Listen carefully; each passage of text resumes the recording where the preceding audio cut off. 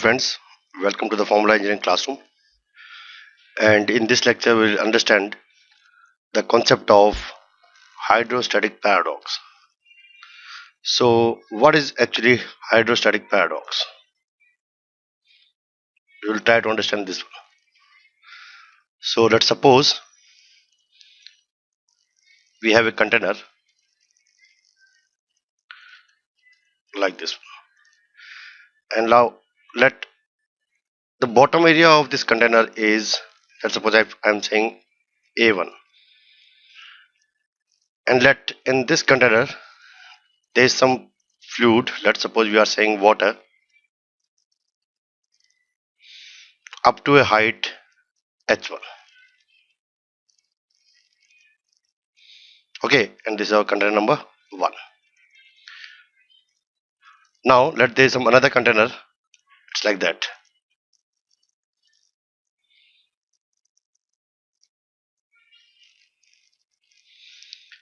and let in this container there is also water,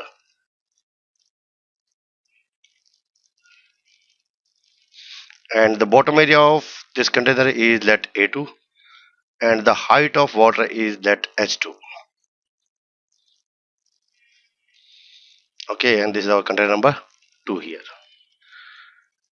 Now here is our third container,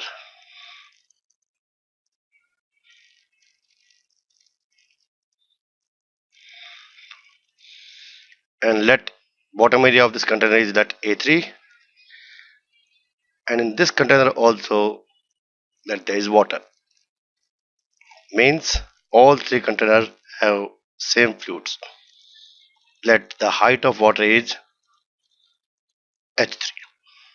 Okay, so we have three containers, bottom area A1, A2, A3. All fluids in all three containers are same, that is water.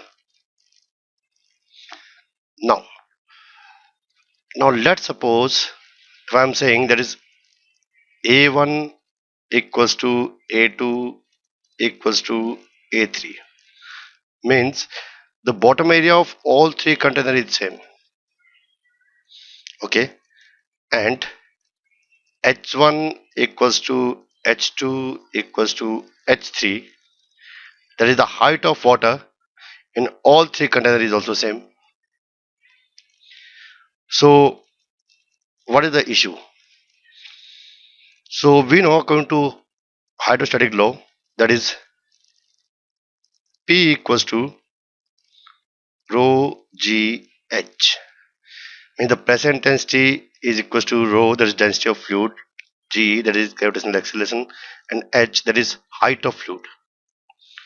Now obviously in all three containers the height of fluid is same.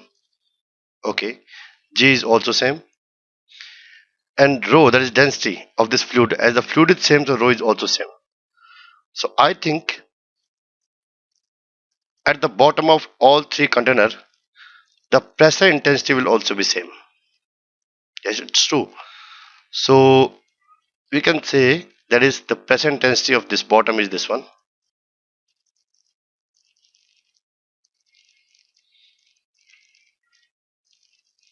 this is P1,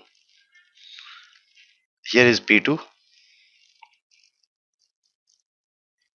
this is the pressure intensity exerted by the water on the bottom, and in this case let this is P3, this is P2, and this is P3, and as H is same, rho is same, we can say that is P1 equals to P2 equals to P3. Okay, so now let's take a look again at the hydrostatic law. We are writing that is P is equals to rho g h. Okay, now this is the pressure intensity, but I want to calculate what is the force exerted by this pressure intensity at the bottom of this container. So I think we can calculate the force exerted by this fluid due to pressure at the bottom by simply multiplying the area. That is, I think pressure into area is the force. So we can write this one. Okay, so this is what, so P is same in all three cases, area is same in all three cases. So here, let if I'm saying this is F, that is the force, here we can write this is rho g, that is specific weight of fluid, and H into A is the volume. Okay, so as the pressure is same, area is same in all three cases, then the force should be same. So in this case, the force exerted by the fluid at the bottom of the container is same, that is F. And in this right hand side, we know that the specific weight of fluid and the volume is actually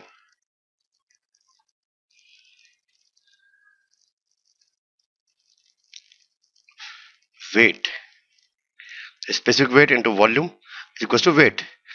So means it's indicating that is force is equals to the weight of fluid.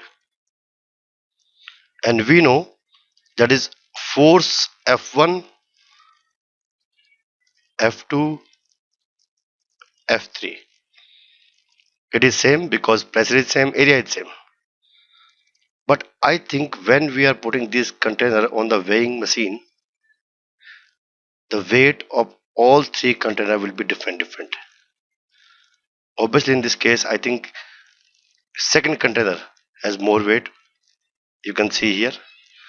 Then the weight is in first container is more, and after that the minimum weight in case of third one. You can see here directly.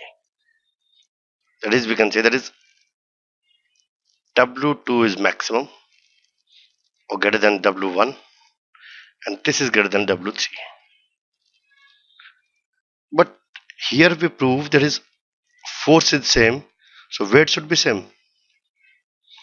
But in this case we are saying that is force is same.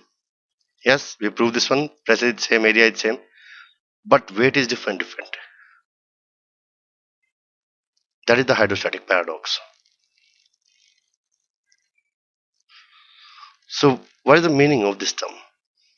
So let's take a closer look of this problem. We are saying this F is actually the force exerted by the fluid at the bottom of the container. Obviously, we are saying this is F here, this is F1, and now in this case, you can see here the area of this bottom, sorry, area of this container is throughout the container. Here it is A1, here it is A1, here it is A1, here it is A1. So we can directly multiply this one, that is A1 to this one. But in this case, let's take a look here. This is this container, that is this, I am drawing this inside container, look like this one exactly. So this much, this weight, this part of fluid is weight, and this weight is same, but this side part is extra part. But as this is the pressure exerted at the bottom, pressure force exerted at the bottom, it's same, obviously it is same. But in this case also, as the walls of the container are inclined, so in this case, if we draw the pressure intensity, let's suppose here at this point, if we are saying the pressure intensity due to the fluid on this container wall, obviously normal to the container wall, like this. And in this case, yes, in this case also normal to the container wall. So what is the difference? The difference is that in this case, in our first case, there is no component of this pressure. Let if I'm showing this is the smaller area dA, and here some pressure intensity is P. So there is the force over here is dF. So dF is equals to PdA,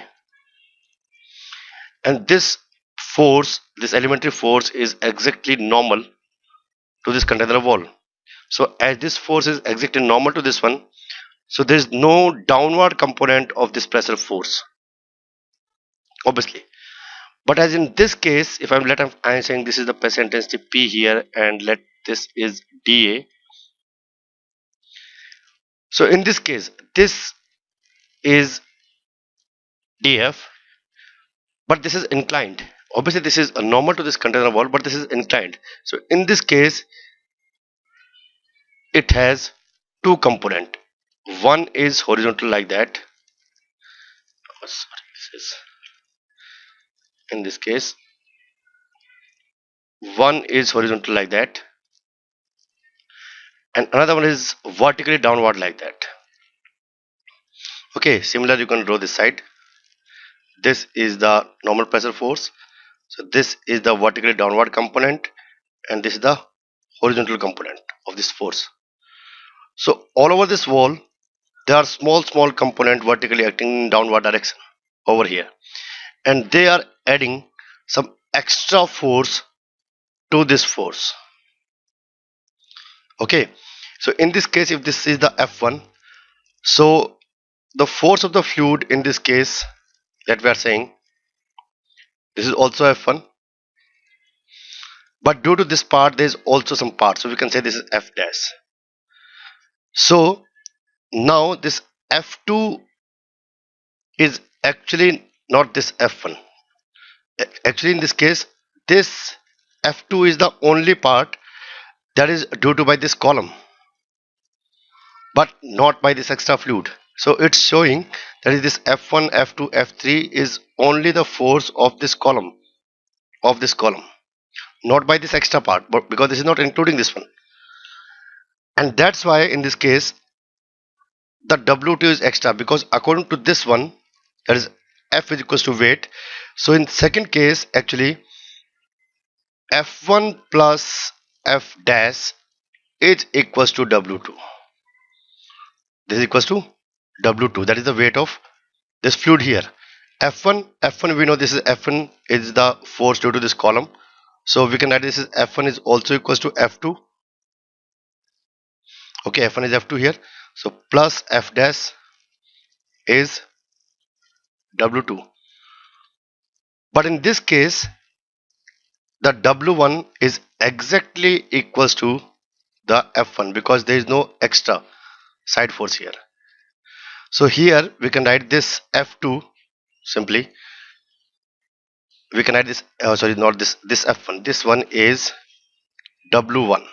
So W1 F dash is equals to W2. So obviously in this case W2 is more than W1. You can see here.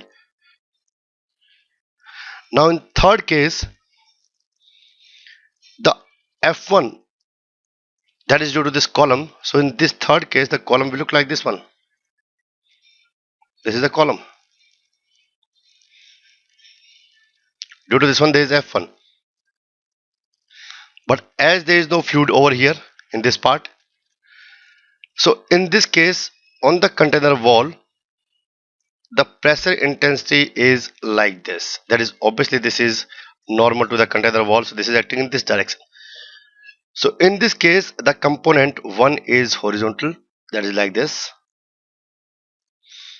and another is vertically upward, not downward. You can see the direction here. In this case the direction is like that, that's why the component is vertically downward. But in this case as this is the force, that's why the component is vertically upward. So obviously these components are actually subtracting something from this F1 because there is no fluid over here. Okay, so we can write in this case that is the F3. F3 is obviously same this column here. So in this case this is actual force due to over all this one, this part only. We can write this is, let F1 plus, sorry, that is not plus here, that is F1 minus F dash. Okay, so in this case we are writing that is F1 minus F dash is actually W3. Okay, and F1 we know this is W1. Okay, but here we can see this is showing that is W1 is greater than this one. Okay, so we can write this F1 is W1 here minus F dash is equals to W3 here. So by simplifying this one we can write that is W1 is equals to F dash plus W3. So obviously W1 is greater than W3, or W3 is less than W1. So in the first side, it's look like this is not satisfying the hydrostatic law, because we are saying the force is same but the weight is different. But actually it is satisfying the hydrostatic law, and that's why it is termed as hydrostatic paradox. Okay, so I think you understand the concept. We'll see you in the next lectures. Till then, take care of yourself. Thanks for watching.